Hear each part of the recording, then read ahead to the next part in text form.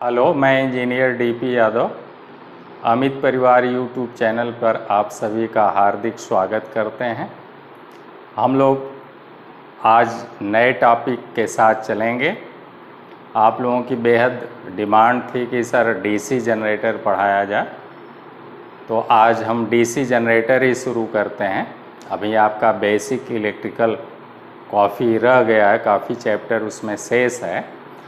फिर आप लोगों की लेकिन डिमांड आगे ही बढ़ती जा रही है। अभी ट्रांसफार्मर तो अब क्या सर डीसी जनरेटर पढ़ा दीजिए। अब इसके बाद तमाम लोग कह रहे हैं इलेक्ट्रॉनिक्स पढ़ा दीजिए। इलेक्ट्रॉनिक्स से भी क्वेश्चन आपके यूपी पीसीएल में ज़्यादातर पूछा जाता है, तो वो भी मैं कवर करूँगा। कोई आपको दिक्कत नहीं होगा, पूरा कॉन्सेप्ट आपका क्लियर करा दूँगा। तो आज हम लोग डीसी जनरेटर शुरू करते हैं और इसमें जो जो बातें आएंगी वो सब आपको मैं एक एक करके बताऊंगा। ध्यान से आप लोग सुनिए और अच्छी नोट्स बनाइए। तो चलिए आज स्टार्ट करते हैं इलेक्ट्रिकल टेक्नोलॉजी में डीसी जनरेटर। तो जनित्र होता क्या है बेटा? जनरेटर की हिंदी है जनित्र। जनित्र होता क्या है? तो हम लोग जानते हैं कि कोई भी मशीन या कोई भी इक्विपमेंट एक प्रकार की ऊर्जा को दूसरे प्रकार की ऊर्जा में केवल रूपांतरित करता है। इस तरह से कोई भी, हम लोग वैसे भी पढ़े हैं कि ऊर्जा का विनाश नहीं होता है, ऊर्जा का केवल स्वरूप बदलता है। तो हम लोग क्या करते हैं, जैसे इंजन को ही, आपका पेट्रोल इंजन है, डीजल इंजन है, तो उसमें हम लोग ऊष्मा ऊर्जा देते हैं पेट्रोल और डीजल को जलाकर। तो वो ऊष्मा ऊर्जा हमें यांत्रिक ऊर्जा यानी घूर्णीय मोशन के रूप में मिलता है। तो फिर हम लोग उस पर पुली पट्टा चढ़ाकर काम लेते हैं। यानी एक प्रकार की ऊर्जा जो घूर्णी ऊर्जा है वो मैकेनिकल एनर्जी हो गई, और ऊष्मा ऊर्जा इधर से हम लोगों ने पेट्रोल और डीजल को जला कर दिया। तो इस तरह से इंजन वह युक्ति हो जाती है जो ऊष्मा ऊर्जा को यांत्रिक ऊर्जा में बदलती है। बल्ब आपका जो है प्रकाश ऊर्जा में वैद्युत ऊर्जा को बदलता है। पंखा आपकी वैद्युत ऊर्जा को यांत्रिक ऊर्जा में बदलता है। ठीक उसी तरह से जनरेटर भी क्या है, हम लोग यांत्रिक ऊर्जा उसको देते हैं और वो हमें वैद्युत ऊर्जा देता है। हम लोग निवेशित या इनपुट क्या करते हैं, उसमें मैकेनिकल एनर्जी डालते हैं। मैकेनिकल एनर्जी किससे डालते हैं? हम लोग छोटे स्तर पर डीजल इंजन से डालते हैं। आप देखे होंगे आपके घरों में, स्कूल विद्यालय में, शादी विवाह में, हर जगह जनरेटर लगे रहते हैं। उनके साथ एक डीजल इंजन अटैच होता है। डीजल इंजन क्या करता है, उसे नचाता है, उसके आर्मेचर को नचाता है। तो इस तरह से डीजल इंजन हमारा प्राथमिक चालक हुआ, प्राइम मूवर हुआ, और व्यावसायिक स्तर पर हमारा प्राथमिक चालक टरबाइन होता है। वो टरबाइन भी बेटा कई प्रकार के हैं। स्टीम टरबाइन है, वाटर टरबाइन है, गैस टरबाइन है।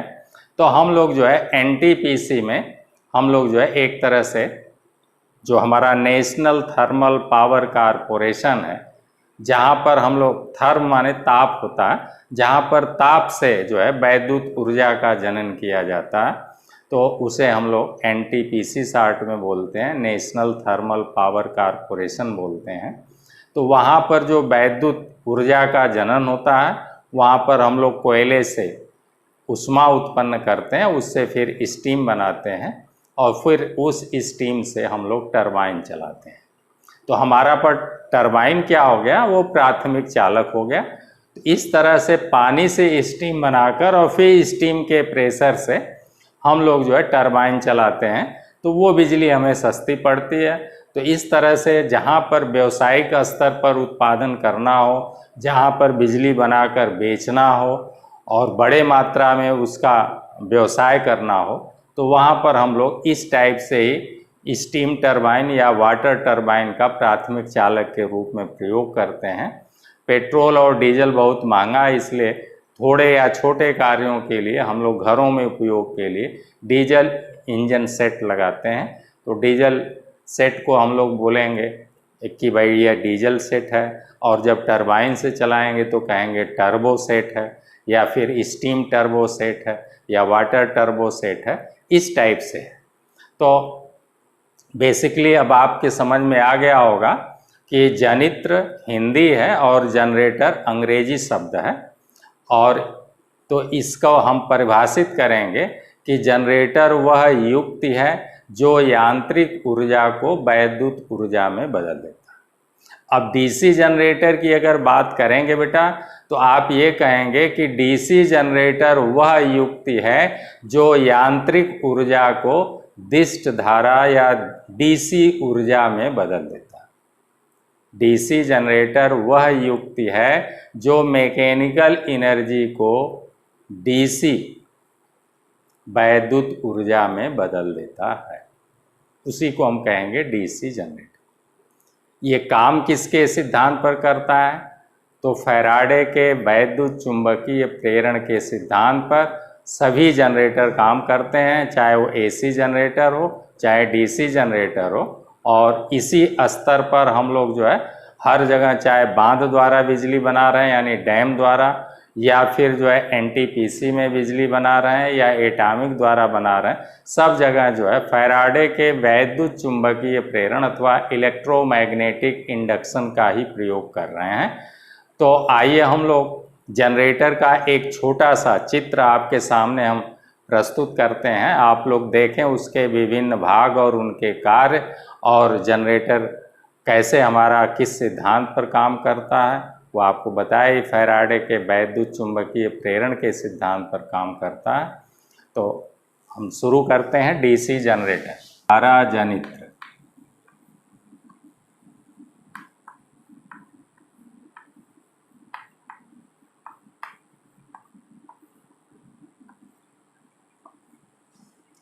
डीसी जनरेटर ये हमारा योक है अथवा बॉडी है बेटा, अथवा इसे कवर भी कहेंगे। तो इसमें हम लोग जो है वो ऐसे मैग्नेट लगा देते हैं, इलेक्ट्रोमैग्नेट।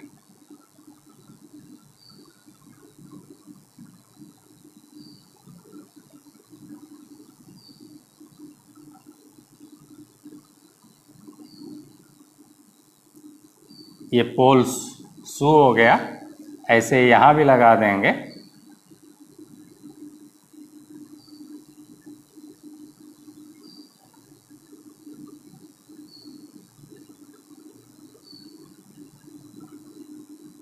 और ऐसे ही इधर भी लगा देंगे। ये 4 पोल हमने लगा दिया। दिख रहा है आप लोगों को क्लियर?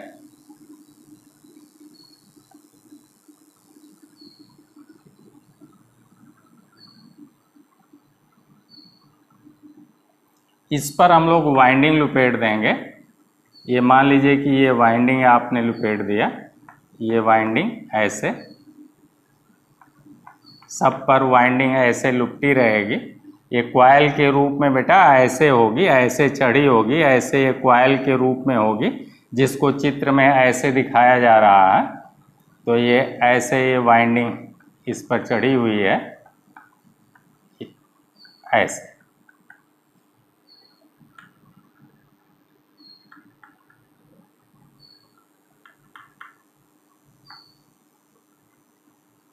इसमें आपका यहाँ पर धुर्रा हो जाएगा सेंटर में।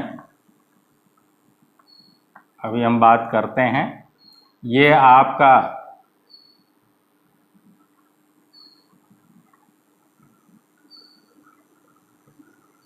कम्यूटेटर हो जाएगा, दिक् परिवर्तक।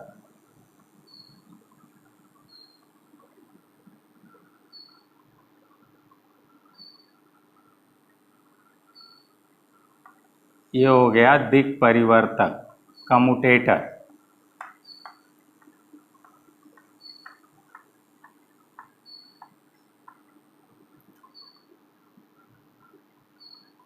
इधर कार्बन ब्रूस लग गया,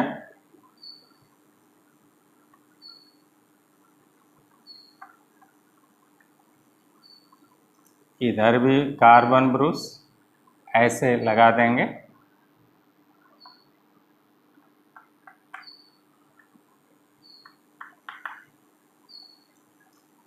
फिर इसी जगह आपका आर्मेचर भी रहेगा। ये हमारा फ्लक्स, ये नॉर्थ पोल है, इधर भी नॉर्थ पोल है। तो ये कुछ फ्लक्स इस नॉर्थ पोल से निकलेंगे और ऐसे होते हुए यहाँ से निकलेंगे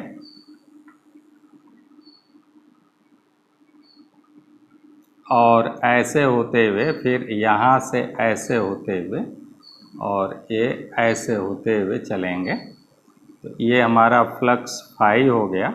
ये ऐसे चलेगा, यहाँ से ऐसे निकलेगा नॉर्थ पोल से और ऐसे चलेगा ऐसे। कुछ इस रास्ते से ही निकलेंगे और इधर चले जाएंगे इस टाइप से,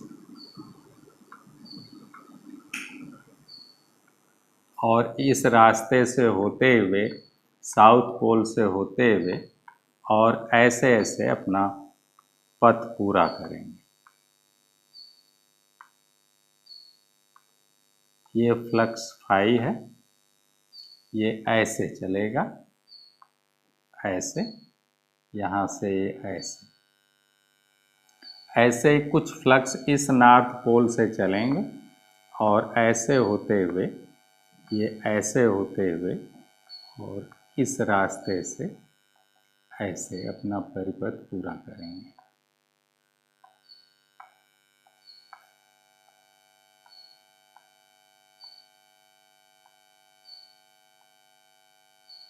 ऐसे चलेंगे, यहाँ से ऐसे निकलेंगे, ऐसे इसमें घुसेंगे, ऐसे होते हुए ये फ्लक्स फाई आपका ऐसे चलेगा। तो इस तरह से विभिन्न भाग आपका लिख दिया गया। ये मेन बॉडी जो ढलवे लोहे की होगी वो कास्ट आयरन जिसे बोलते हैं उसकी होगी, या बेल्लित इस्पात की होगी बड़े मशीनों में, इसे योक कहते हैं अथवा बॉडी कहेंगे अथवा कवर कहेंगे। उसके बाद यहाँ पर ये आर्मेचर के टीथ हैं या दांतें हैं। ये वाला जो गैप है इसे आर्मेचर स्लॉट कहेंगे। ये जो हमारा पोल का ये वाला भाग है बेलनाकार जिस पर वाइंडिंग लुपेटी जाती है, इसे पोल कोर कहेंगे। इधर भी नॉर्थ पोल लगा, इधर भी नॉर्थ पोल लगा है, इधर भी साउथ लगा, इधर भी साउथ पोल लगा हुआ है। इस तरह से एक चुंबक बन गया। ये इधर नॉर्थ हो गया, ये साउथ हो गया, फिर इधर ये नॉर्थ हो गया, इधर ये साउथ हो गया। तो ऐसे ही आप देखेंगे तो एक चुंबक के माने दो पोल, एक चुंबक में दो पोल होते ही हैं।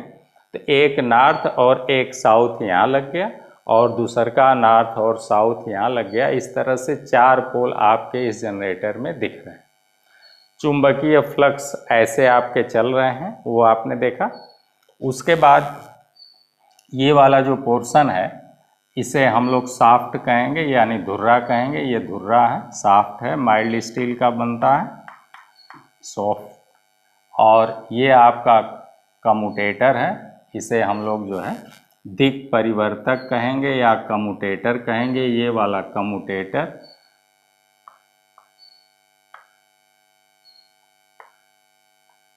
कम्यूटेटर या दिक् परिवर्तक कहेंगे।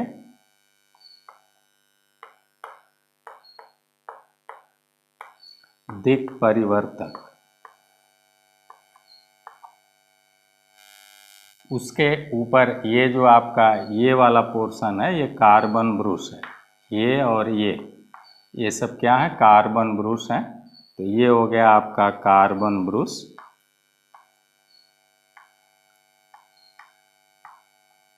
ये फीट है, पैर है, जिसे हम लोग फाउंडेशन पर जाम कर देंगे।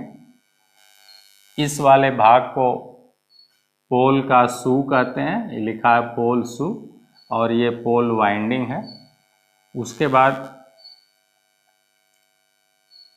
हमारा जो मेन है, अब हम लोग चलते हैं इन स्लॉटों में मेन वाइंडिंग डाल देंगे। तो इन स्लॉटों में यही है, इन्हीं में हम लोग कॉपर की या बेसिकली एल्युमिनियम की इन्हीं स्लॉटों में हम लोग जो है आर्मेचर वाइंडिंग करेंगे। तो ये हो गया आर्मेचर वाइंडिंग।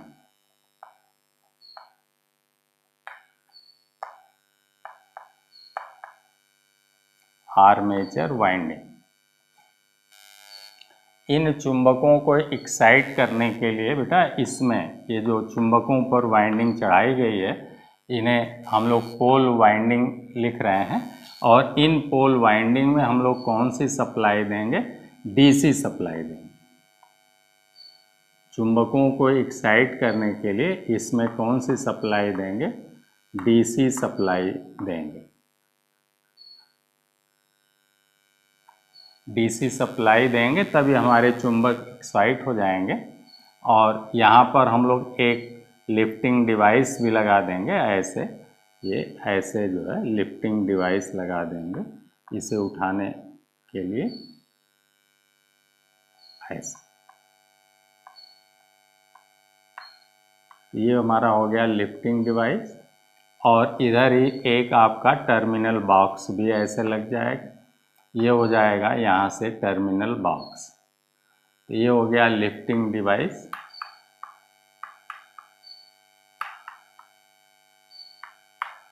लिफ्टिंग डिवाइस और ये हो गया टर्मिनल बॉक्स।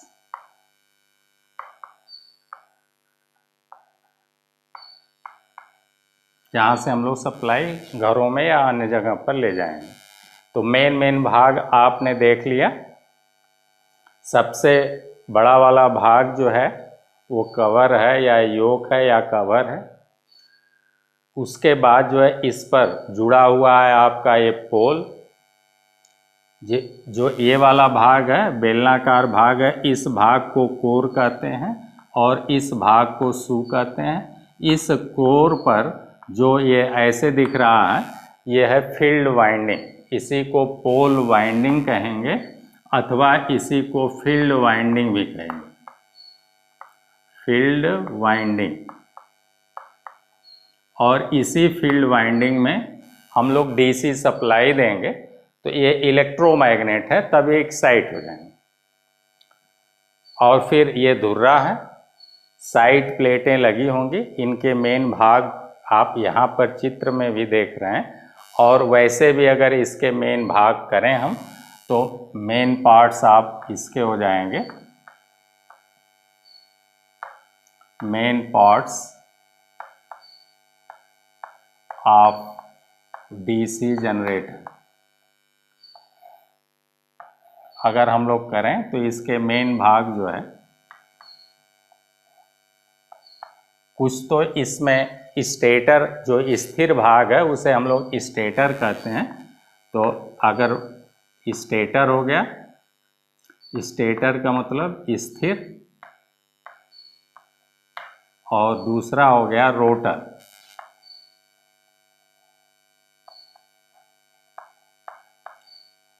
रोटर का मतलब हो गया घूर्णी। घूर्णी भाग को हम लोग रोटर कहते हैं। तो देखिए स्थिर भाग हमारा कौन कौन है? तो योक है, इसका साइड कवर भी होगा, पोल होगा, पोल शू होगा। ये सब जो है हमारे स्थिर भाग हैं। तो स्थिर भाग में फर्स्ट सेकंड हम लोग लिखना चाहें तो लिख लें। स्टेटर हमारा जो है वह योक है, ये स्थिर रहेगा। योक अथवा कवर कहेंगे अथवा बॉडी भी कह सकते हैं। दूसरा हमारा इलेक्ट्रोमैग्नेट है, इलेक्ट्रोमैग्नेट है, वैद्युत चुंबक है। फिर पोल कोर है, पोल शू है,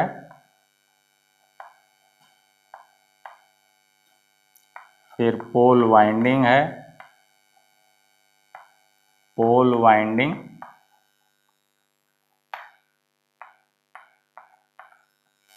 उसके बाद लिफ्टिंग डिवाइस, टर्मिनल बॉक्स,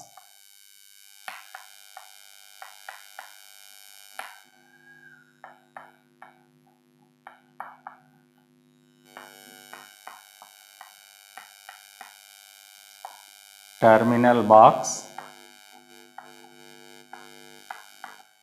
ये सब स्थिर भाग हैं हम लोगों के। उसके बाद साइड प्लेटें, साइड प्लेट ये भी स्थिर रहेगा। अगला है हम लोगों का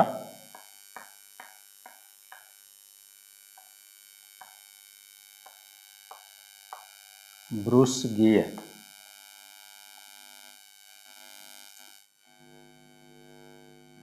ब्रूस गियर एंड ब्रूस, चाहे तो लिख लें, खाली इतने रहने दें। तो इतने भाग हमारे स्थिर हैं। और रोटर में तो ये हमारा ब्रूस भी स्थिर रहेगा। जो यहाँ पर ये कार्बन ब्रूस हम लोग लगाए हैं, इसके लिए होल्डर लगेगा जिसमें कि हम ब्रूस को होल्ड किए रहेंगे। और गियर यंत्रावली जो है वो उस पर जो है प्रेशर बनाकर रगड़ उस पर कराएगी कम्यूटेटर की सतह पर, ताकि स्पार्किंग कम होने पावे। तो वो भी स्थिर रहती है। वो साइड प्लेट में ही, ये ब्रूस गियर साइड प्लेट में ही लगती है। तो इतने भाग हमारे स्थिर हैं जो कि आपको चित्र पर मैक्सिमम दिखाई दे रहे हैं यहाँ पर। अब नाचने वाले भाग को, एक घूर्णी भाग को हम लोग रोटर कहते हैं। तो क्या क्या नाचेगा बेटा, आप देख लें।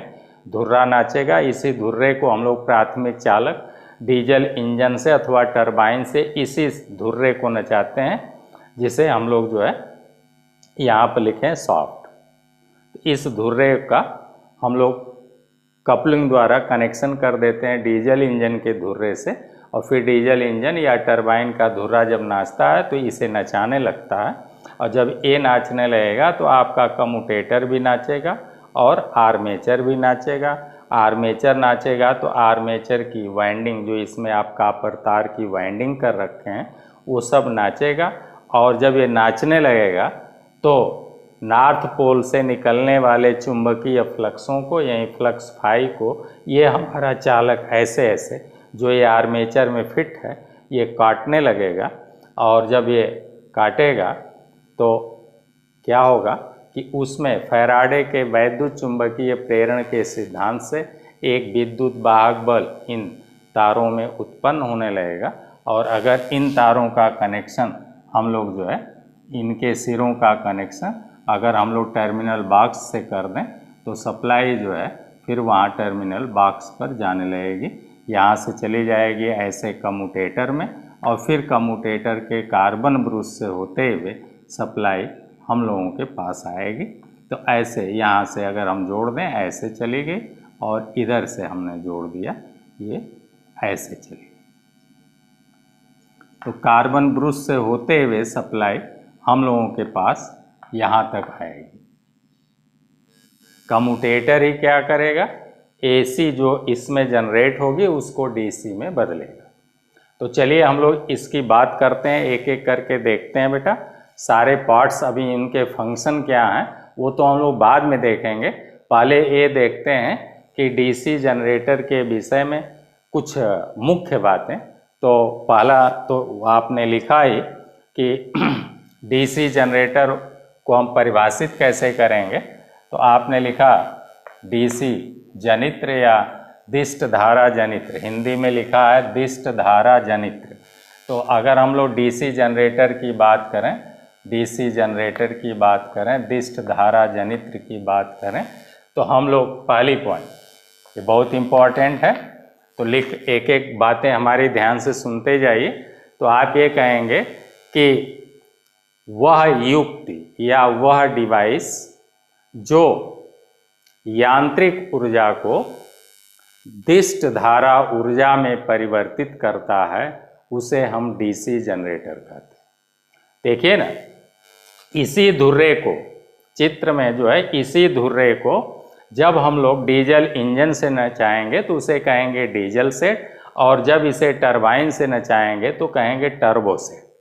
तो क्या है, जब इसी धुर्रे को हम लोग किसी प्राथमिक चालक अंग्रेजी में प्राइम मूवर, जो हमारा डीजल इंजन है, पेट्रोल इंजन है, टरबाइन है, ये सब प्राथमिक चालक हैं जो कि किसी मशीन को या जनरेटर को नचाने का काम करते हैं। तो जब इस जनरेटर के धुर्रे को नचाएंगे तो इस आर्मेचर के स्लॉटों में, खांचों में पड़े हुए चालक, जिन्हें हम वाइंडिंग कहते हैं, वो वाइंडिंग इन चुंबक से निकलने वाले चुंबकीय फ्लक्सों को काटता है, जिससे चालक में एक प्रेरित विद्युत वाहक बल उत्पन्न हो जाता है। और जब बेटा विद्युत वाहक बल यानी ईएमएफ इंड्यूस्ड हो जाएगा तो उसके कारण चालक के ही मुक्त इलेक्ट्रॉन दौड़ने लगते हैं। आप लोगों को बताया गया कि वैद्युत धारा कहीं आसमान से नहीं आती है। जब हम लोग सेल द्वारा 1.5 वोल्ट का ईएमएफ या विद्युत वाहक बल लगाते हैं, बैटरी द्वारा 12 वोल्ट का लगाते हैं, 6 वोल्ट का विद्युत वाहक बल लगाते हैं, वैसे ये जनरेटर जब E बराबर NdΦ/dt, ये आपको इतना वोल्ट, ये प्रेरित विद्युत वाहक बल E इतना N गुणे dΦ/dt, यही आपका फाई फ्लक्स है। तो ये जब फ्लक्स फाई जो है जब समय के साथ साथ इन चालकों से कटता है तो उसमें एक प्रेरित विद्युत वाहक बल उत्पन्न हो जाता है इतने वोल्ट का।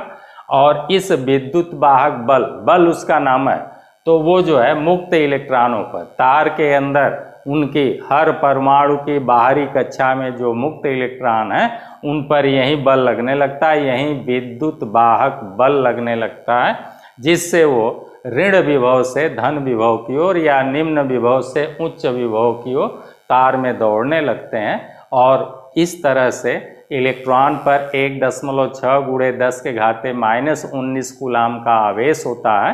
तो एक इलेक्ट्रॉन दौड़ा तो इतना आवेश, और तो इस तरह से आपके इलेक्ट्रॉन परिपथ में सर्कुलेट होने लगते हैं और फिर आवेश प्रवाह की दर को या इलेक्ट्रॉनों के प्रवाह की दर को धारा कहते हैं। इस तरह से हमें धारा मिलने लगती है। तो इस युक्ति को चूंकि ये जनरेट कर दिया, धारा दे दिया, और वो भी कैसे दिया, वैद्युत चुंबकीय प्रेरण के सिद्धांत। क्या है वैद्युत चुंबकीय प्रेरण? कहने मतलब कि जनरेटर किस सिद्धांत पर काम करता है बेटा, तो आप कहेंगे फैराडे के वैद्युत चुंबकीय प्रेरण के सिद्धांत पर कार्य करता है। फैराडे का वैद्युत चुंबकीय प्रेरण क्या है? तो फैराडे साहब ने ही ये बताया कि जब कोई चालक चुंबकीय फ्लक्सों को काटता है तो उस चालक में एक प्रेरित विद्युत वाहक बल उत्पन्न हो जाता है, अथवा कोई चालक जब परिवर्ती चुंबकीय फ्लक्सों को काटता है तो उस चालक में एक प्रेरित विद्युत वाहक बल उत्पन्न हो जाता है। और दूसरा नियम दिया कि उस प्रेरित विद्युत वाहक बल का मान इस सूत्र से हम ज्ञात करेंगे, यही सूत्र उन्होंने दिया। तो उसी का हम लोग प्रयोग करते हैं बेटा। यहाँ बॉडी पर देखिए चुंबक लगा दिए गए, ये चुंबक लगा दिए गए, ये इलेक्ट्रोमैग्नेट है यानी वैद्युत चुंबक है। जब इनमें हम डीसी सप्लाई देंगे तो ये चुंबक एक्साइट हो जाएंगे, उत्तेजित हो जाएंगे, और इनसे चुंबकीय बल रेखाएं अथवा चुंबकीय फ्लक्स फाई निकलने लगेगा। और हम लोग जानते हैं कि नॉर्थ पोल से साउथ पोल, अब ये चुंबक बेटा हम लोग जो है इस टाइप से बना देते हैं। जैसे आपने देखा होगा कि नाल टाइप का आप लोग चुंबक बनाते हैं, तो हम लोग नाल टाइप का भी, जैसे एक चुंबक आपने यहाँ लगा दिया ऐसे, ये चुंबक आपका मान लीजिए कि ये यहाँ लगा दिया ये ऐसे, और दूसर का आपने चुंबक यहाँ लगा दिया ये ऐसे। तो अब इनको हम लोग ऐसे जोड़ देते हैं, ऐसे जोड़ दिया, देखिए ना, ऐसे जोड़ दिया तो ये नाल टाइप का चुंबक बन गया। एक सिरा ये नॉर्थ पोल हो गया और ये साउथ पोल हो गया। तो ऐसे ये चुंबक जो है हमारे जुड़ जाते हैं। चूँकि ये ढलवे लोहे की बॉडी है अथवा इस्पात, तो इस्पात जो है वो चुंबकीय फ्लक्सों को चलने के लिए, तो इस तरह से ये नाल टाइप का देखिए ना, ऐसे चुंबक बन गया। ये नॉर्थ पोल हो गया, ये साउथ पोल हो गया। इसमें 2 चुंबक लग गए तो 4 पोल लग गए। तो इन्हीं चुंबक से निकलने वाले चुंबकीय फ्लक्सों को ये हमारा चालक, घूमता हुआ चालक जब काटता है तो dΦ/dt होने लगता है और उसमें एक विद्युत वाहक बल बनने लगता है। और इसी विद्युत वाहक बल के कारण ये जो वाइंडिंग है, ये जो तार है, इसके स्लॉटों में जो तार की हम लोग वाइंडिंग पिरो रखे हैं, उसके मुक्त इलेक्ट्रॉन सर्कुलेट होने लगते हैं, दौड़ने लगते हैं, प्रवाहित होने लगते हैं। उन्हीं मुक्त इलेक्ट्रॉनों के प्रवाह की दर को धारा कहते हैं। इस तरह से जो ये युक्ति हमें धारा देगी तो इसी को हम कहेंगे जनरेटर। और वह युक्ति जो हमें दिष्ट धारा देगी उसे हम कहेंगे डीसी जनरेटर। तो इसी हिसाब से आपने इसमें क्या दिया, यांत्रिक ऊर्जा दिया, आपने डीजल इंजन या टरबाइन से इसे नचाया और यहाँ पर हमें जो है वैद्युत ऊर्जा मिलने लगी। तो इस तरह से हम लोग जनरेटर को परिभाषित करते हैं कि जनरेटर वह युक्ति है जो यांत्रिक ऊर्जा को यहाँ वैद्युत ऊर्जा के रूप में हमें प्रदान करता है। ठीक, तो चलिए अब इसके घूर्णी भाग हम लोग भी एक एक करके इसके रोटरी वाले भाग देख लेते हैं। तो रोटरी भाग में इसका आर्मेचर है, देखिए बाहर वाला भाग ये लिखा है आर्मेचर, ये है, और आर्मेचर स्लॉट। तो रोटर में पहला हो गया आपका आर्मेचर। आर्मेचर कौन सा भाग है, नाचने वाला भाग है, तो उसे रोटर कहेंगे, और जो स्थिर रहते हैं उसे स्टेटर कहते हैं। तो देखिए नाचने वाले भाग या घूर्णीय भाग कौन कौन है, तो आपका ये आर्मेचर नाचेगा, ये धुर्रे पर आरोपित है, तो आर्मेचर हो गया। दूसर का हो गया armature, armature slot, armature slot हो गया। तीसरा हो गया armature teeth, armature teeth, armature की ये दांतें हैं बेटा। चौथा हो गया आर्मेचर वाइंडिंग, आर्मेचर वाइंडिंग, यही वाइंडिंग में आपका ये विद्युत वाहक बल बनेगा। जो आर्मेचर में वाइंडिंग, ये कॉपर की वाइंडिंग तार हम लोग इसमें लुपेटेंगे, उस वहीं इन चुंबक से निकलने वाले चुंबकीय फ्लक्सों को काटेगा। तो ये हो गया आर्मेचर वाइंडिंग। फिर आपका हो गया बेटा कम्यूटेटर, कम्यूटेटर यानी दिक् परिवर्तक, ये भी नाचेगा इसी धुर्रे पर। देखिए ये भी आरोपित है, कम्यूटेटर लिखा है, ये कम्यूटेटर है, ये वाला भाग जिसमें ऐसे ऐसे हमने कर रखा है, यही है कम्यूटेटर, और इस पर ये लगा है कार्बन ब्रुश। तो कार्बन ब्रुश स्थिर रहेगा, केवल उसकी दीवार पर, उसकी सतह पर रगड़ बनाए रखता है, तो वो स्थिर भाग में है, इसलिए यहाँ पर लिखा गया है ब्रुश गियर, और चाहे तो आप लिख लें ब्रुश वही कार्बन का बनता है, और उसको गियर जो है कंट्रोल करेगी। और ये आपका कम्यूटेटर जो है नाचेगा। उसके बाद ये आपका धुर्रा भी है नाचेगा। तो ये हो गया सॉफ्ट, सॉफ्ट या धुर्रा। ये सब जो है घूर्णीय भाग में, नाचने वाले भाग में है। की भी नाचेगा, सॉफ्ट की भी आप लिख सकते हैं। चलिए सॉफ्ट एंड सॉफ्ट की, ये सब जो है घूर्णीय भाग हैं। तो मेन आपके घूर्णीय भाग हो गए। अब एक एक करके हम इसकी चर्चा करेंगे, लेकिन अब हम लोग जो है चलते हैं तो इसको और डिटेल में थोड़ा सा समझते हैं। तो अब आपसे पूछा जाएगा, मैं लिखवा नहीं रहा हूँ, आप नोट्स बढ़िया बनाएंगे, मैं केवल बोल रहा हूँ, आप लिखें। ब्लैक बोर्ड पर मैं न लिखूँ बेटा, टाइम बहुत ज़्यादा वेस्ट हो रहा है। तो आप देखें कि डीसी जनरेटर किसे कहेंगे, तो आप कहेंगे वह युक्ति जो यांत्रिक ऊर्जा, इस धुर्रे को नचाएगा।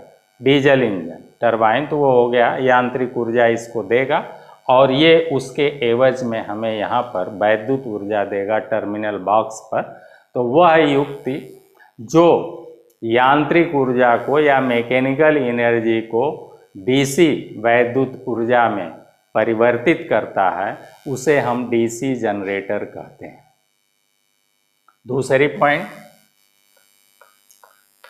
दूसरी पॉइंट आप लिखेंगे, जनरेटर फैराडे के वैद्युत चुंबकीय प्रेरक।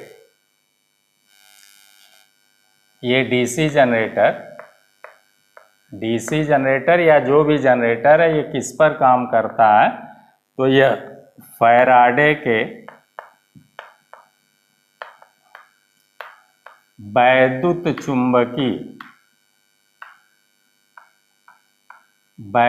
चुंबकीय प्रेरण, जिसे हम लोग कहेंगे इलेक्ट्रोमैग्नेटिक इंडक्शन, इलेक्ट्रोमैग्नेटिक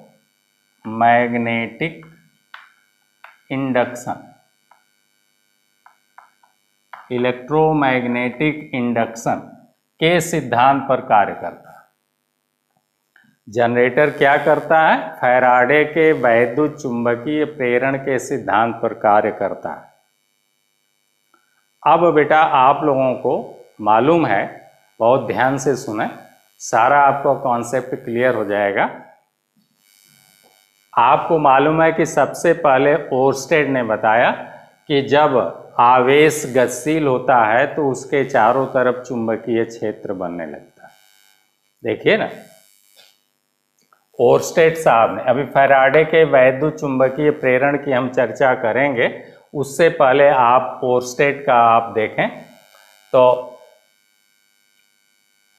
ओर्स्टेड ने सबसे पहले यह बताया कि जब कोई आवेश गतिशील होता है तो उसके चारों तरफ चुंबकीय क्षेत्र बनने लगता है।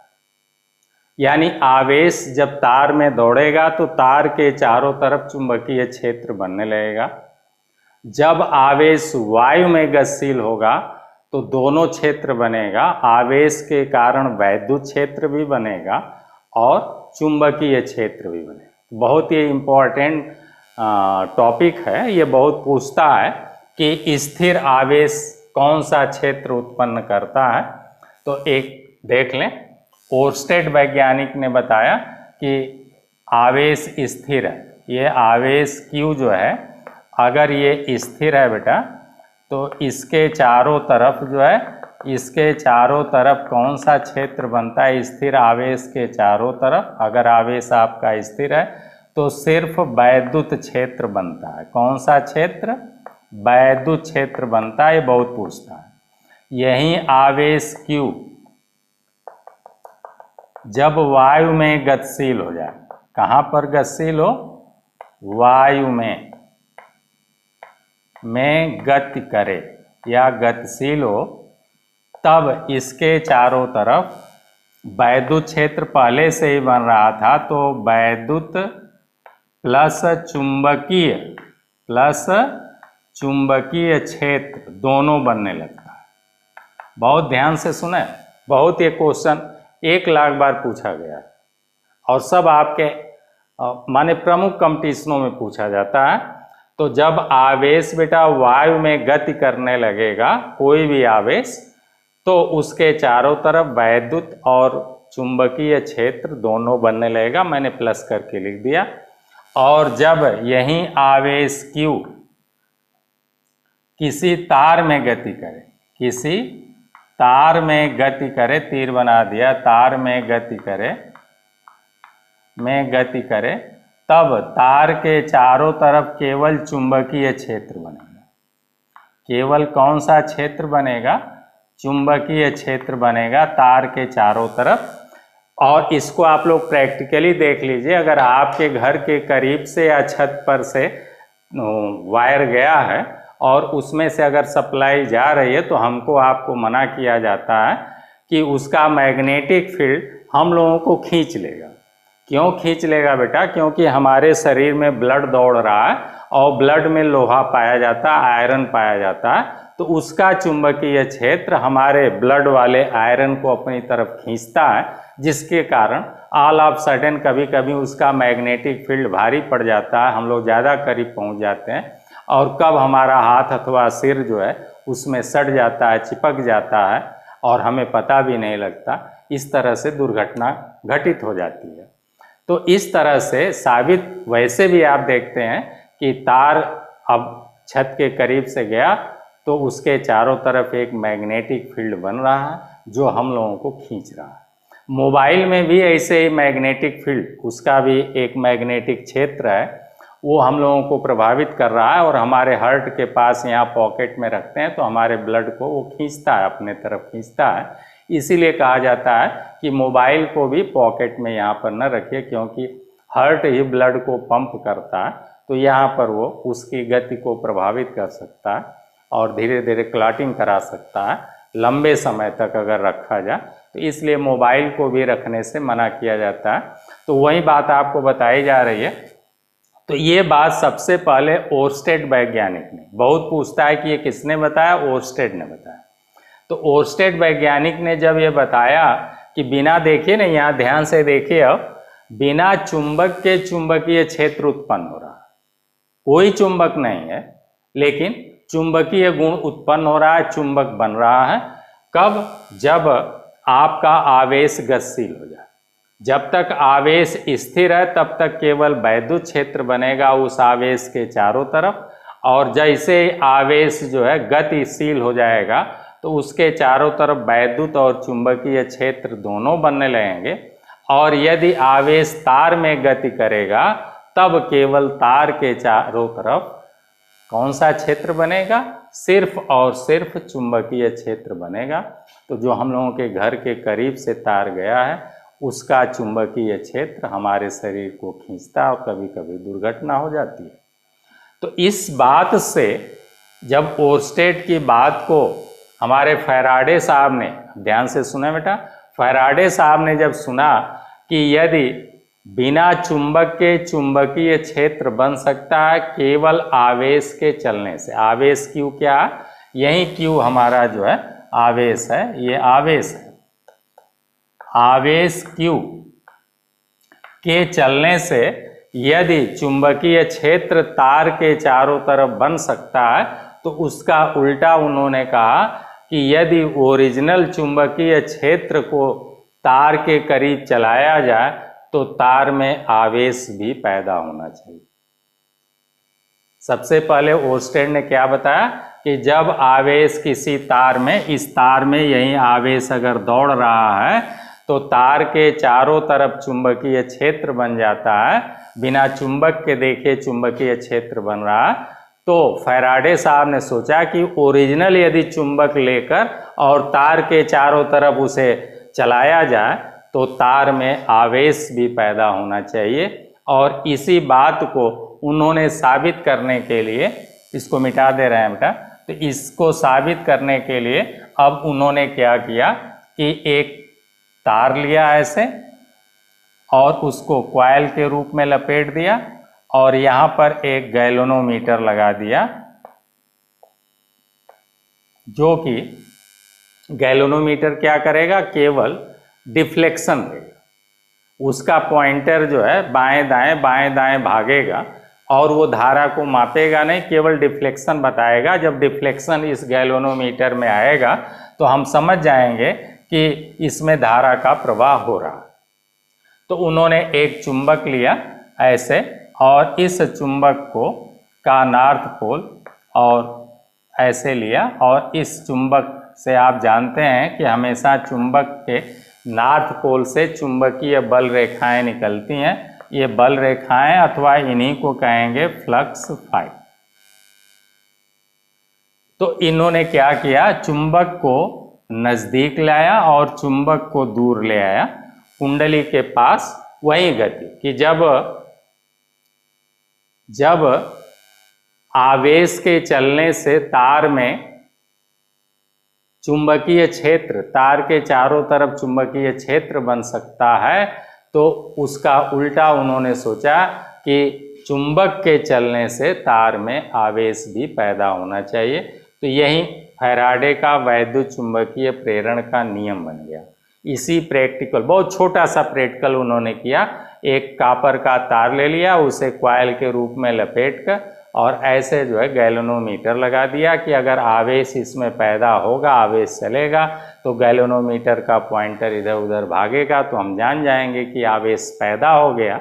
और एक ओरिजिनल चुंबक ले लिया और उस चुंबक को ऐसे ऐसे इसके पास चलाना शुरू किया। तो शुरू में सफलता नहीं मिली क्योंकि वो बहुत स्लो चला रहे थे। एक बार झुझला कर उन्होंने फेंक दिया तो चुंबक इन कॉइल के अंदर से इस पार बहुत तेज़ी से गुजर गया और गैल्वेनोमीटर का पॉइंटर जो है माने एक तरफ डिफ्लेक्शन दे दिया। तो उन्होंने समझ लिया कि हमारी बात सही हो गई। इसी को हम लोग कहते हैं फैराडे का वैद्युत चुंबकीय प्रेरण। यही है, यही नियम है। तो इसी नियम को उन्होंने अब साबित किया और इसी को हम लोग फैराडे का वैद्युत चुंबकीय प्रेरण का नियम कहते हैं। और नियम क्या दिया? अब देखिए आपके सामने ही है कि यदि किसी चालक को किसी चुंबकीय क्षेत्र में नचाया जाए अथवा चालक अथवा कुंडली को स्थिर रखकर यदि चुंबक को नचाया जाए या गति कराया जाए तो चालक अथवा कुंडली क्या करती है बेटा, इस चुंबक से निकलने वाले परिवर्ती चुंबकीय फ्लक्सों को काटेगी। ये d∅ हो जाएगा। देखिए ना, जब कुंडली के पास चुंबक आएगा तो फ्लक्स का ज़्यादा मान इसमें कट जाएगा, और जैसे ये तीर दूर के लिए बनाए हैं बेटा, ये गति आप करा रहे हैं, गति करा रहे हैं, इधर ले आए तो पास ले आए, इधर हटा रहे हैं तो दूर आप कर रहे हैं, तो ये दूर हटा रहे हैं तो फ्लक्स का मान कम हो जाएगा, और ज़्यादा दूर चले जाएंगे तो फ्लक्स का मान शून्य हो जाएगा, और फिर जैसे आगे ले आएंगे तैसे ही ज़्यादा जो है चुंबकीय बल रेखाएं कटेंगी। इस तरह से फ्लक्स में परिवर्तन, डिफरेंस फ्लक्स, d∅ का मतलब फ्लक्स में परिवर्तन। ऐसे दोनों को रखे रहेंगे तो कोई फ्लक्स में परिवर्तन नहीं होगा और ना ही वो जो है आपके कुंडली से कटेगा। इसलिए जो है उन्होंने इसको गति कराना शुरू किया। पक्का? तो इस तरह से वहाँ पर भी आपने पढ़ा था कि जब तार में कोई आवेश गति करता है तो तार के चारों तरफ चुंबकीय क्षेत्र बनने लगता है। उसका उल्टा उन्होंने सोचा कि यदि तार में आवेश के चलने से चुंबकीय क्षेत्र बन सकता है तो चुंबक के चलने से तार में आवेश भी पैदा होना चाहिए। तो यही चुंबक को चलाना शुरू किया और देखा कि तार में जो है आवेश पैदा हुआ और धारा बहने लगी, और इसमें जैसे धारा बही तो आपका जो है ऐसे धारा बहने लगी और गैल्वेनोमीटर का पॉइंटर वो भागा, डिफ्लेक्शन दिया। तो हम लोगों का ये फैराडे का यही बन गया वैद्युत चुंबकीय प्रेरण का नियम या इलेक्ट्रोमैग्नेटिक इंडक्शन। इंडक्शन की हिंदी है प्रेरण, यही है प्रेरण। यानी जब चुंबक के प्रभाव से हम करंट पैदा कर लें, धारा पैदा कर लें, तो उसी को हम कहते हैं वैद्युत चुंबकीय प्रेरण। तो अब आप कहेंगे कि जब कोई चालक किसी परिवर्ती फ्लक्स को काटता है, अथवा आप यूं कहेंगे बेटा कि चालक को स्थिर रखकर जब चुंबक को नचाया जाता है तो चालक चुंबक से निकलने वाले परिवर्ती फ्लक्सों को काटता है, जिससे चालक में एक प्रेरित विद्युत वाहक बल उत्पन्न हो जाता है। यही है फैराडे का नियम। फिर से सुन लीजिए, जब कोई कुंडली अथवा चालक किसी परिवर्ती फ्लक्स को काटती है तो उसमें एक प्रेरित विद्युत वाहक बल उत्पन्न हो जाता है, अथवा आप कहेंगे जब कोई चालक किसी चालक को स्थिर रखकर चुंबक को चलाया जाए, अथवा चुंबक को स्थिर रखकर बेटा चालक को नचाया जाए, दोनों कंडीशन है, आप दोनों कर सकते हैं। यहाँ पर देखिए चुंबक स्थिर है और इस चालक को हम लोग डीजल इंजन से नचाएंगे तो ये हमारा हो जाएगा कि घूर्णीय हमारा हो जाएगा आर्मेचर। और कभी कभी हम लोग क्या करते हैं कि इस आर्मेचर वाइंडिंग को इस बॉडी पर फिक्स कर देते हैं और इस धुर्रे पर चुंबक को फिट कर देते हैं। माने दोनों प्रकार का हम लोग जनरेटर बना सकते हैं। ऐसे देखिए ना, ये बॉडी हो गई, इस धुर्रे पर हम लोग चुंबक ऐसे लगा दें, ऐसे ये चुंबक लगा दें, और यहाँ पर हम लोग जो है आर्मेचर वाइंडिंग यहाँ पर कर दें ऐसे, और यहीं से टर्मिनल बाहर कर दें ऐसे, और ये आपका फिट हो गया। ऐसे अगर कर दें, ऐसे कर दें, तो अब यही हमारा जनरेटर कौन सा हो जाएगा, रोटेटिंग मैग्नेटिक फील्ड टाइप। इसमें चुंबक अब आपका नाचेगा और आर्मेचर बॉडी पर फिक्स होगा। तो इस तरह से भी जनरेटर आपके दो प्रकार के हो गए। एक हो गया रोटेटिंग आर्मेचर टाइप का, इसमें आर्मेचर को नचाया जाएगा, और इसमें डीजल इंजन अब किसे नचाएगा, चुंबक को नचाएगा। तो आप दोनों बातें कह सकते हैं कि कंडक्टर या चालक को स्थिर रखकर जब चुंबक को नचाया जाता है, अथवा चुंबक को स्थिर रखकर जब चालक को नचाते हैं, तो चालक चुंबक से निकलने वाले फ्लक्सों को काटता है, जिससे चालक में एक प्रेरित विद्युत वाहक बल उत्पन्न हो जाता है। और दूसर का नियम दिया कि उस प्रेरित विद्युत वाहक बल E का मान यही है, E ही आपका प्रेरित विद्युत वाहक बल है। इसका मान हम d∅dt वोल्ट से ज्ञात करेंगे, या ये फ्लक्स परिवर्तन की दर, बटे में जब टाइम आ जाता है बेटा तो उसे दर बोलते हैं। तो यही है फ्लक्स परिवर्तन, d का मतलब फ्लक्स में परिवर्तन और dt का मतलब है समय अंतराल या समय में परिवर्तन। n क्या है? ये टर्नों की संख्या है। इसमें कई टर्न है? आपको 2 टर्न दिखाई दे रहे हैं, तो यहाँ n का मान 2 रखेंगे। इस तरह से आपका प्रेरित विद्युत वाहक बल हो गया। टर्नों की संख्या, जैसे एक टर्न में बेटा 1 वोल्ट का विद्युत वाहक बल बनेगा, तो ऐसे ही दूसर के टर्न में भी 1 वोल्ट का विद्युत वाहक, ऐसे ही तीसर के टर्न में भी।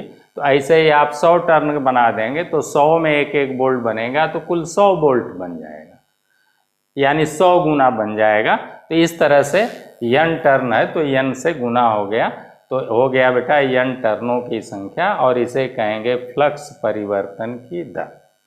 यानी प्रेरित विद्युत वाहक बल फ्लक्स परिवर्तन की दर के समानुपाती होता है। ये आपका फैराडे साहब ने ये दूसरा नियम दिया। और ये अथवा आप ये भी कह सकते हैं कि फैराडे साहब ने एक दूसरा नियम दिया कि जो प्रेरित विद्युत वाहक बल उत्पन्न होगा उसका मान हम इस सूत्र से ज्ञात करेंगे, E बराबर n d∅dt वोल्ट। क्लियर हो गया? जब ये विद्युत वाहक, एक कॉन्सेप्ट और भी क्लियर कर लीजिए बेटा कि कोई भी जनरेटर है, बैटरी है, आपका सेल है, वो केवल विद्युत वाहक बल लगाता है।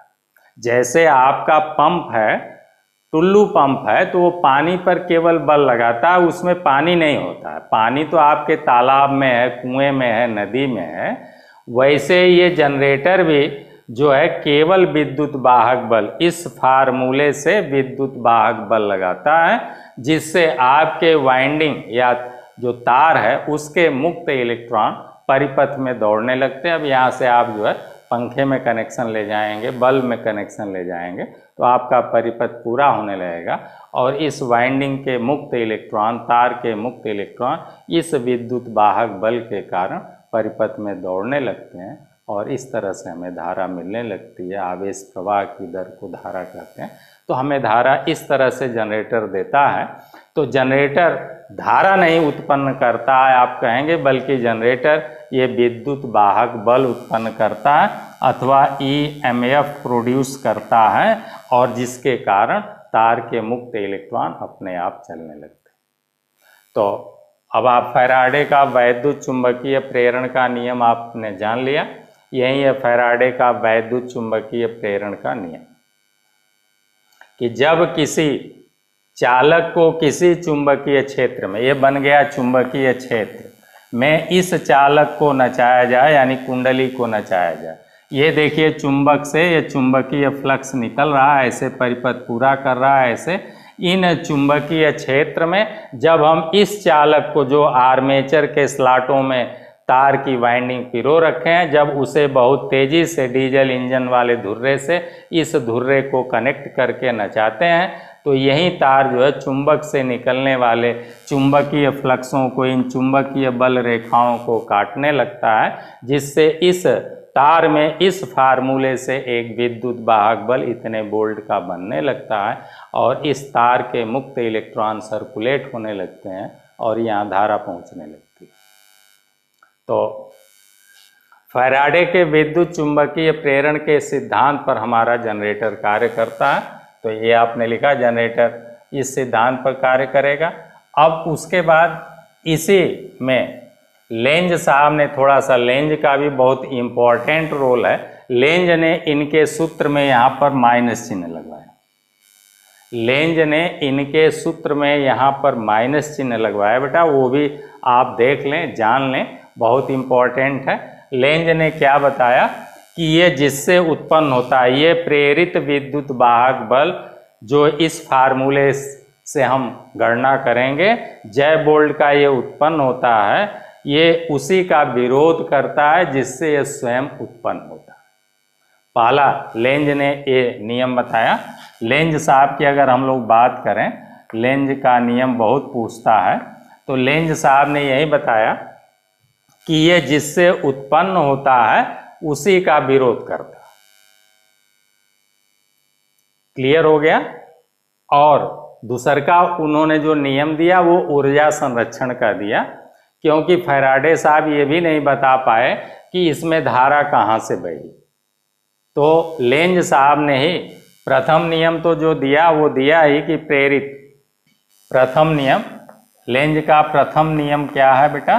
तो प्रथम नियम उन्होंने ये कहा कि यही प्रेरित विद्युत वाहक बल उसी कारक का विरोध करता है जिससे ये उत्पन्न होता है, अतः इसका स्वरूप ऋणात्मक है, निगेटिव है। इसलिए इस सूत्र में, फैराडे के इस सूत्र में माइनस चिन्ह लगना चाहिए। तो उनके कहने पर फिर बाद में कई सालों बाद जो है फैराडे के इस सूत्र में माइनस चिन्ह लगने लगा।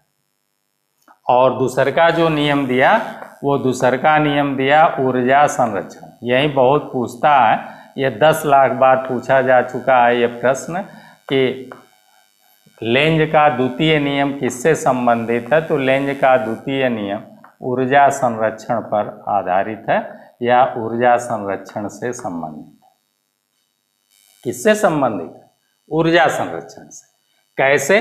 तो अब आप देखें कि जो फैराडे साहब ने ये प्रैक्टिकल करवाया, ये आप मान लीजिए कि बेटा एक क्रोड ले लीजिए, लोहे का एक क्रोड ले लीजिए और इस पर आप कॉइल लपेट दीजिए, ऐसे ऐसे कॉइल लपेट दीजिए, ऐसे, ये ऐसे, चलिए ये ऐसे लपेट दीजिए, ये ऐसे,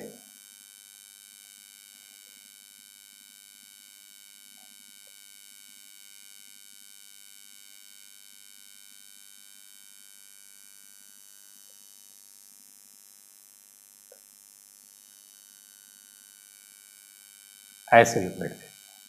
चलिए, तो अब आप देखेंगे कि इस कुंडली पर आप अगर यहाँ पर बेटा ये चुंबक आप ले लें, ये चुंबक आप ले लें और ये नॉर्थ पोल और ये साउथ पोल। तो नॉर्थ पोल जब इसको इधर पास में ले आ रहे हैं, इधर ले आ रहे हैं, पास में इसके तरफ ले आ रहे हैं, तो ये समान पोल का बन जाता है, ये नॉर्थ पोल का ही बन जाएगा, ये सिरा नॉर्थ पोल बन जाएगा। और नॉर्थ पोल के कारण धारा कैसे बहती है ध्यान से देख लें। ऐसे बेटा अगर हम लोग नॉर्थ पोल लिखें तो देखिए धारा ऐसे बहेगी नॉर्थ पोल के कारण। तो अब धारा यहाँ से कैसे जाएगी? ऊपर की ओर जाएगी, ऐसे जाएगी और इधर से ऐसे आएगी। यानी इनमें धारा जो है कैसे जाएगी? ये ऐसे ऐसे आएगी, देखिए ना, ये ऐसे ऐसे धारा बहेगी कुंडली। क्लियर हो गया?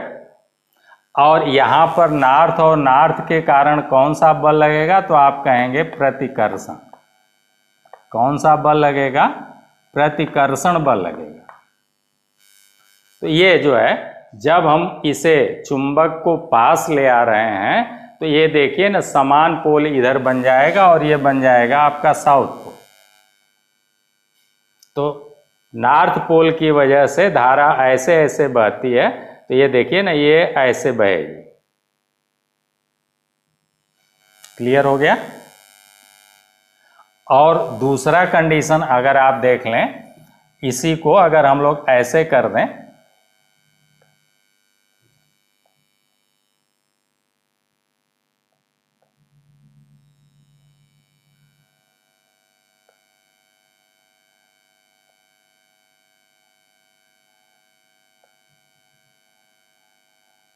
ऐसे कर दें और यहाँ पर हम लोग जो है अब चुंबक को दूर हटाना, इसी चुंबक को नॉर्थ पोल और साउथ पोल को अब हम लोग दूर हटाएं, ऐसे दूर करें तो खड़ दे, ये नॉर्थ पोल है देखें, तो यहाँ पर ये खड़ दे अब साउथ पोल बन जाएगा। और साउथ पोल की वजह से धारा कैसे बहती है बेटा, तो ऐसे बहती है, ये ऐसे बहती है।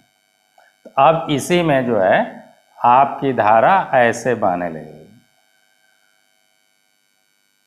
धारा कैसे बहने लगेगी, तो धारा आपकी ऐसे, ये साउथ हो गया और ये सिरा तब नॉर्थ बन जाएगा, ऐसे नॉर्थ बन जाएगा। अब धारा जो है ऐसे बहने लगेगी, देखिए ना, ये ऐसे नीचे की ओर आने लगेगी, तो इधर से ऐसे आएगी और ऐसे ऐसे अब धारा जाने लगेगी। इसका जो प्रमाण है वो गैल्वेनोमीटर का हमारा पॉइंटर, जो आपने अभी ऐसे चित्र बनाया था बेटा, ऐसे ऐसे चित्र बनाया था और यहाँ पर आपने गैल्वेनोमीटर लगाया, ये गैल्वेनोमीटर लगाया। तो जब हम लोग चुंबक को बेटा देखिए ना, ये नॉर्थ पोल है और ये साउथ पोल है, तो जब हम लोग चुंबक को दूर और पास ऐसे करते हैं तो ये पॉइंटर कभी इधर भागता है, ये पॉइंटर कभी इधर भागता है। तो इस तरह से इस बात को भी उन्होंने नहीं बताया, तो लेंज साहब ने बताया कि जब हम लोग चुंबक को पास ले आ रहे हैं, यहाँ पर पास ले आ रहे हैं बेटा, नज़दीक ले आ रहे हैं, इस कुंडली के पास ले आ रहे हैं, तो देखिए समान पोल बन जाए। अगर साउथ ले आते तो यहाँ पर भी साउथ बन जाता। हम लोग नॉर्थ पोल को ला रहे हैं तो इसके पास वाला सिरा नॉर्थ पोल बनकर और पास आने का विरोध कर रहा है। जब तक हम चुंबक को पास नहीं ले आएंगे तब तक डी फाई यानी चुंबकीय फ्लक्स फाई हमारा कटेगा नहीं बेटा, तो इसे हमें दूर पास करना जरूरी है। तो जब हम चुंबक को गति कराकर पास ले आते हैं तो देखिए नॉर्थ पोल को लाते हैं तो ये सेम नॉर्थ पोल बनकर प्रतिकर्षण बल लगाता है, यानी चुंबक के पास आने का विरोध करता, प्रतिकर्षित करने लगती है। क्योंकि कुंडली में जब धारा बहेगी तो कुंडली भी चुंबकीय हो जाएगी। हम लोग जानते हैं, अभी आपने पढ़ा कि ओर्स्टेड साहब ने बताया कि जब कहीं भी धारा बहती है तो वो चुंबकीय हो जाती है। जब तार में आपकी धारा बहेगी तो ये तार की कुंडली चुंबकीय हो जाएगी, ये वाली कुंडली चुंबकीय हो जाएगी। तो यहाँ का सिरा खड़ दे ये नॉर्थ बन जाएगा और इधर का सिरा साउथ बन जाएगा, और नॉर्थ जो है पास लाने का विरोध करेगा। तो चुंबक के पास लाने का ये विरोध कर रहा है, और ऐसे ही जब चुंबक को दूर हटा रहे हैं, नॉर्थ पोल को दूर हटा रहे हैं, तो देखिए जहाँ नॉर्थ बना था अब वहीं खड़ दे जो है साउथ पोल बन जाता है, और धारा जहाँ इधर की ओर बह रही थी अब धारा इधर की ओर ऐसे ऐसे बहने लगी। तो ये पॉइंटर एक बार इधर भागेगा, एक बार इधर भाग रहा था। इस बात को भी फैराडे साहब ने नहीं बता पाए, तो उसको यही लेंज साहब ने बताया कि ये चुंबक के गति का विरोध कर रहा है। देखिए ना, अब दूर हटा रहे हैं तो ये समान पोल बन गया, और यहाँ पर कौन सा बल लगाने लगा, ये आकर्षण बल लगाने लगा। कौन सा बल, आकर्षण बल लगाने लगा। अब ये क्या कर रहा है कि हमारे दूर हटाने के, चुंबक के दूर हटाने का विरोध कर रहा है कि दूर ना हटाओ, और यहाँ पर पास ले आ रहे हैं तो समान पोल बनकर उसको जो है प्रतिकर्षित कर रहा है और पास लाने का विरोध कर रहा है। इसी कारण से गैल्वेनोमीटर में धारा एक बार इधर की ओर भाग रही है, एक बार इधर की ओर भाग रही है। चित्र में भी दिखाया गया है कि इस बार धारा इस टर्नों में देखिए ऊपर की ओर धारा आई जा रही है, और ये धारा आई आपकी इधर की ओर जा रही है ऐसे ऐसे, और इसमें धारा आई जो है इधर की ओर आ रही है। तो इस तरह से ये चुंबक के पास लाने पर समान पोल बनकर उसे पास लाने का विरोध करता है, प्रतिकर्षण बल लगाता है, और जब चुंबक को दूर हटाते हैं तो विपरीत पोल बनकर चुंबक को अपने पास खींचने लगता है, उसको दूर हटाने का विरोध करता है। और ये गति न कराई जाए बेटा तो इसमें धारा का प्रवाह नहीं होगा। इस फार्मूले से विद्युत वाहक बल नहीं बनेगा, क्योंकि डी फाई नहीं होगा। फ्लक्स में परिवर्तन कराना है, डी फाई कराना है, तो हमें चुंबक को दूर पास लाना है अथवा चुंबक को रोटेट कराना है, नचाना है, तो तब डी फाई होगा, यानी फ्लक्स में परिवर्तन होगा। तो अतः फ्लक्स में परिवर्तन कराते रहने के लिए हम लोग चुंबक को गति कराएंगे अथवा चुंबक को स्थिर रखकर चालक को गति कराएंगे, कुंडली को गति कराएंगे। तो यहाँ पर चुंबक की गति को हम दिखा रहे हैं कि चुंबक को पास ले आ रहे हैं तो समान पोल बनकर प्रतिकर्षित कर रहा है, पास आने का विरोध कर रहा है, और जब चुंबक को यहाँ दूर हटा रहे हैं तो विपरीत पोल कुंडली बनकर चुंबक के नॉर्थ पोल को अपनी ओर आकर्षित करने लगती है, दूर हटाने का विरोध करती है। इस तरह से तब लेंज ने पहला नियम दिया कि ये जिस कारक से उत्पन्न होता है उसी कारक का विरोध करता है। चुंबक की गति के कारण ही ये उत्पन्न होता है और चुंबक के ही ये गति का देखिए विरोध कर रहा है। पास ला रहे हैं तो पास नहीं लाने दे रहा है, दूर हटा रहे हैं तो दूर नहीं हटाने दे रहा है। इस तरह से उन्होंने प्रथम नियम दिया और कहा कि फैराडे के सूत्र में माइनस चिन्ह लगना चाहिए। ये जो प्रेरित विद्युत वाहक बल है ये जिस कारक से उत्पन्न होता है उसी कारक का विरोध करता है। चुंबक के गति से ही उत्पन्न हो रहा है और उसी के गति का विरोध कर रहा है, इसलिए इस सूत्र में माइनस चिन्ह लगना चाहिए। तो तब से जो है फैराडे के इस सूत्र में यहाँ पर माइनस चिन्ह लग गया। फिर लेंज का द्वितीय नियम ऊर्जा संरक्षण से संबंधित है। अब ऊर्जा संरक्षण के लिए उन्होंने बेटा क्या बताया, तो उन्होंने ये बताया कि ये पास ला रहे हैं तो पास नहीं लाने दे रहा है और चुंबक को दूर हटा रहे हैं तो दूर भी नहीं हटाने दे रहा है, लेकिन हम लोग बल लगाकर क्या कर रहे हैं, इसे बल लगाकर बेटा और दूर और पास ले जा रहे हैं। बल और गुणे दूरी, कुछ दूरी तक बेटा इसको नज़दीक ले आएंगे और फिर दूर हटाएंगे, फिर चुंबक को नज़दीक ले आएंगे। तो बल गुणे दूरी बराबर क्या होता है, कार्य। कार्य क्या है, कार्य ही ऊर्जा है। कार्य को भी जूल में मापते हैं, ऊर्जा कोई भी, चाहे वो गतिज ऊर्जा है, स्थितिज ऊर्जा। तो जो हम गति करा रहे हैं बेटा, हम बल लगा रहे हैं और बल गुणे दूरी, कुछ दूर तक चुंबक को हटा रहे हैं। इसके आकर्षण और प्रतिकर्षण बल से हम ज़्यादा बल लगाकर चुंबक को जो है दूर और पास ले जा रहे हैं। तो जितना दूरी हम बेटा चुंबक को खिसका रहे हैं और जितना बल लगा रहे हैं वही होता है कार्य बराबर बल गुणे दूरी या बल गुणे विस्थापन होता है, और कार्य ही ऊर्जा है। इस तरह से चुंबक को दूर और पास ले जाने में जो हम कार्य ऊर्जा दे रहे हैं यही कार्य ऊर्जा हो गई यांत्रिक ऊर्जा। यही कौन सी ऊर्जा हो गई, यांत्रिक ऊर्जा। इसी को कार्य ऊर्जा कहेंगे या यांत्रिक ऊर्जा कहेंगे। अब यहाँ पर हम लोग जो है हाथ से अभी चला रहे थे बेटा, नचा रहे थे चुंबक को। अब यहाँ पर आपका चुंबक को कौन नचाएगा, डीजल इंजन नचाएगा अथवा टरबाइन नचाएगी। और ऐसे यहाँ पर भी आपका जो है इस धुर्रे को, आर्मेचर को कौन नचाएगा, आर्मेचर आपका घूंडी भाग पर है तो आर्मेचर को भी डीजल इंजन नचाएगा।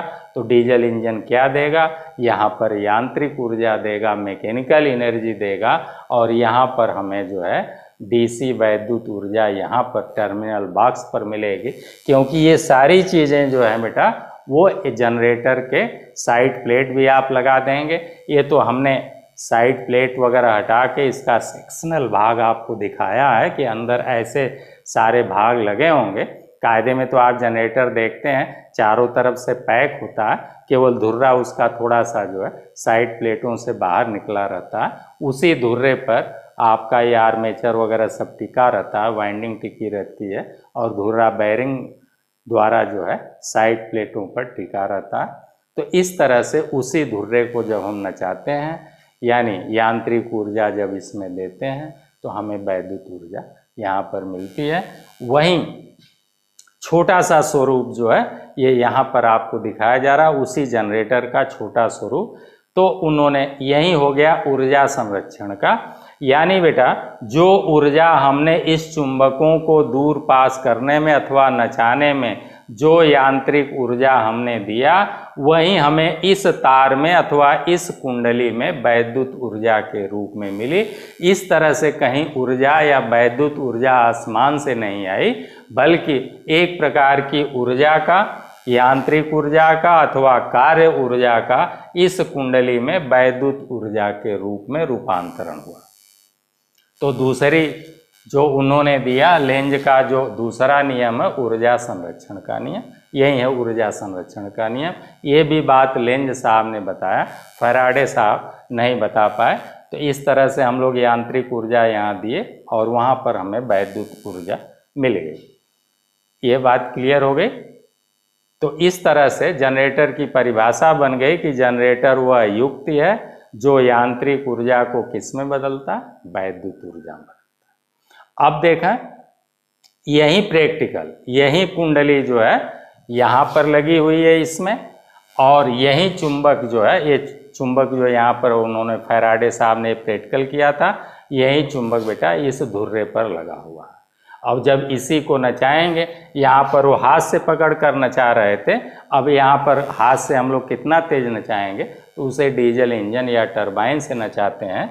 तो यही डिवाइस जो ये जो डिवाइस है वो इस रूप में हो गई अथवा इस रूप में हो गई और बन गया यही जनरेटर। यानी यही फैराडे का विद्युत चुंबकीय प्रेरण का ये छोटा सा नियम और छोटा सा ये प्रैक्टिकल आज जो है हम लोगों को वैद्युत ऊर्जा दे रहा है, और पूरे विश्व में इसी सिद्धांत पर हमारा जनरेटर कार्य कर रहा है और वैद्युत ऊर्जा का जनन किया जा रहा है। तो आज बेटा इतना ही, बहुत समय ज़्यादा हो रहा है, करीब 1 घंटा से ऊपर हो रहा है। तो आज का यही वीडियो हम लोग समाप्त करते हैं। फिर अगले वीडियो में हम लोग इसके सारे पार्ट्स, उनका कार्य क्या है, और भी जो बातें होंगी, इसका ईएमएफ इक्वेशन क्या है और वाइंडिंग, इन सब के विषय में हम लोग चर्चा करेंगे कि कम्यूटेटर का क्या कार्य है, आर्मेचर का क्या कार्य है, आर्मेचर वाइंडिंग कितने प्रकार की है, ये सारी बातें, योग का क्या कार्य है, मैग्नेटिक पोल या मैग्नेटिक शू के क्या कार्य हैं, ये सब सारी चर्चा हम लोग विधिवत एक एक करके करेंगे अगले वीडियो में। तब तक के लिए आप लोगों को ढेर सारी मंगलमय शुभकामनाएं। धन्यवाद।